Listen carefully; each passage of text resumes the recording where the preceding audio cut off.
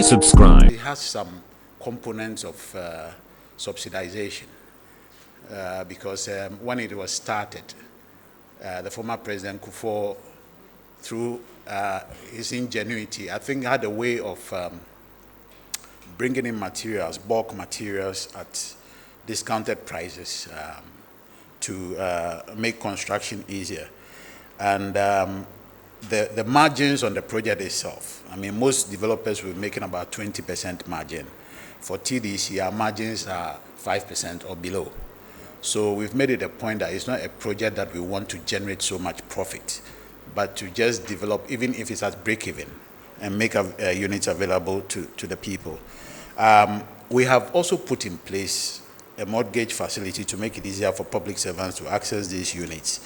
Right now, if you're a public servant, you qualify under that scheme where you can take a mortgage from Republic Bank and GCB Bank. The other banks like Stanbic, who are also coming on board. So if you prove that you're a public servant and you approach GCB or Republic and you come to TDC and indicate that you are interested in any of the units that you, if it's a 1-bedroom, 2-bedroom, we'll give you a proposal letter, which is like a pre-offer, and then you take it to Republic or GCB, prove that you're a public servant. You will get a mortgage of about 11% per annum, spread over your lifetime of maybe 20, 25 years of your working life. So that makes it easier. You, in some cases, you don't even have to pay any deposit. It's been the case that when you take a mortgage, you pay about 20%, and then the 80% is borne by the bank. But I think they are putting in an arrangement where you don't even have to come up with any deposit at all, and then you can just move into the building. So you can verify that from Republic and GCB. That makes it easier for you to access. So you don't have to cough all this money from your income at a go. That arrangement is in place. We have the units there. The banks too are there. So it's just that people have to take advantage of this facility and access them.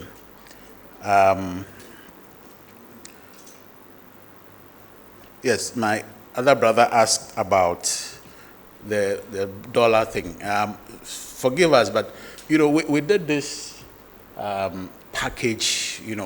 Like you said, we have a significant portion of our clientele base in resident in the Europe and America. Those are non-resident Ghanaians. You asked about haphazard buildings, people building anyhow. The master plan is in place. The only thing is that there are always miscreants in society. You have to manage them. So whilst we are here today, Sunday, for example, typically we won't have the full force on the ground. That's our task force who go around. We have some skeleton who survey, weekends. But on Sundays, for example, people will build. They will go and put their full, capacities on the ground. And then by Monday, by the time it comes, something that was on the ground has been raised up. And we do well to give notice and then at the appropriate time bring these structures down. But I tell you that they are running at breakneck speed. Sometimes they build in the night and all that. So it's just a matter of people who choose to be lawless.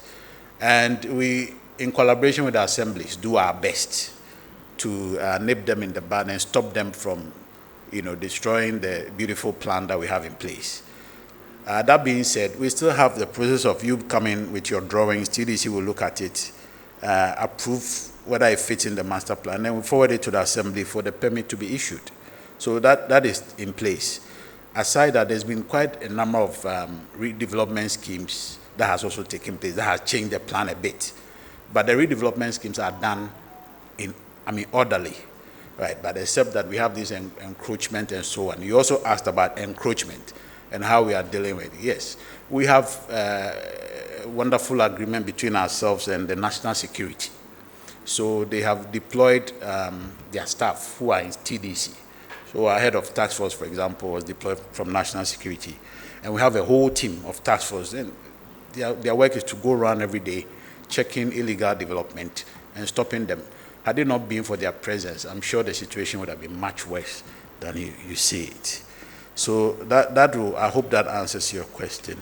And then the final question was about the fact that TDC has been given the mandate to operate elsewhere in Ghana. What have we done about that? I hope that was the question. You also asked about Kaiser. Yes, in 2017, we got the cabinet approval to operate outside Tema. And I'd say that it is not something that would require that we start opening offices all over the country. I mean, that may not be very cost effective. What we've planned to do is that we are collaborating with government agencies who are interested in real estate development of any sort. And then we put a strategic project team together to go and deliver that one and come back. Until such a time that we've grown and we've achieved a scale whereby we can roll out branches across the country. But if there's any project outside Tema, we are well and able to do with collaboration from where we are. Our immediate concern, however, is to make sure that we pursue our redevelopment programs and complete what we have to do in Tema. There's a lot of old stock. When I say old stock, I mean places that are a bit run down. They are old in 1950s, 1960s. You find some buildings that are pretty old and taking out the shine from the city. So we're trying to now redevelop those areas and bring back the shine in Tema before we can launch out full scale outside. And that the question in Kaiser then comes in here. So as you can see, yes, those structures have been brought down. We want to do it together, all together. Right now we have problems dealing with some, I'll say, lessees. Remember, sometime in the 90s, people were encouraged to buy their rental units. So whereas the buildings were largely on rentals, some large number of people paid to own them. So now, convincing them to move from where they are has become a bit of a tussle because they feel they own it and they're also comfortable where they are. But to speak the truth, the buildings are even not in good shape. If you go to Kaiser right now, you see lots of buildings with iron rods are exposed in the ceilings, and when it rains, water sieves, there's parija all over the walls and all that.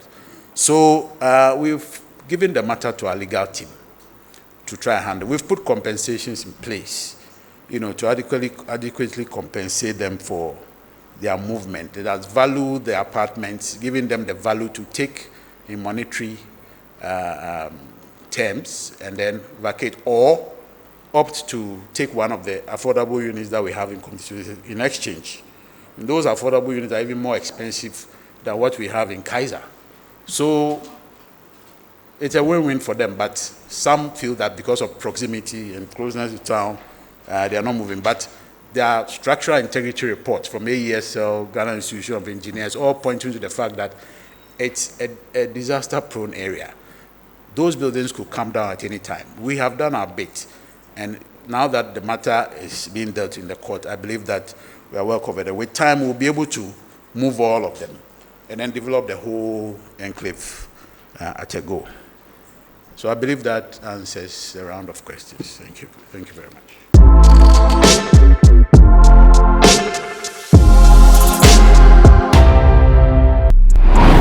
Please subscribe.